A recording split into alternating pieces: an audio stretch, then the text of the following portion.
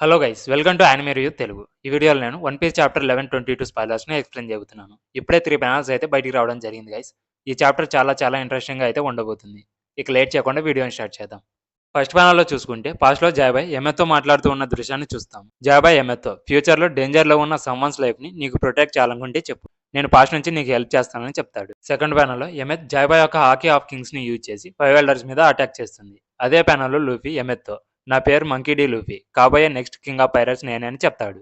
ఎమిత్ అది విని డి అని చెప్పి నవ్వుతుంది. అలాగే ఈ ప్యానల్లో బొన్నిని కూడా చూస్తాం. ఎమిత్ జాబాయ్ హాకీతో 5 ఎల్డర్స్ మీద అటాక్ చేయడం వల్ల అక్కడ ఉన్న నావీ సోల్జర్స్ అందరూ స్పృహ తప్పి పడిపోతారు. ఎగ్జాంపుల్ మెరిన్ఫోర్డ్ ఆర్క్లో లూఫీ కంకరాల్స్ హాకీని రిలీజ్ చేసి నావీ సోల్జర్స్ అందరూ కాన్షియస్ కోల్పోతారు. సేమ్ ఇక్కడ కూడా ఎమిత్ జాబాయ్ హాకీని యూజ్ చేయడం వల్ల నావీ సోల్జర్స్ అందరూ కాన్షియస్ కోల్పోతారు. బట్ ఈ ప్యానల్లో 5 ఎల్డర్స్కి ఏమవుతుందో మనకు తెలియదు. కానీ నెక్స్ట్ ప్యానల్లో చూసుకుంటే 5 ఎల్డర్స్లో 4 ఎల్డర్స్ మాత్రం మొరిజువాలకి తిరిగి వస్తారు. బట్ సాటర్న్ ఈ ప్యానల్లో ఎక్కడా కనిపించడు. అలాగే ఈము ఒక ఫ్లవర్ రూమ్ లో ఫ్లోర్ మీద మోకాలతో కూర్చొని గట్టిగా స్క్రీమ్ చేస్తుంది. అంటే ఈముని అరవడం చూస్తాము.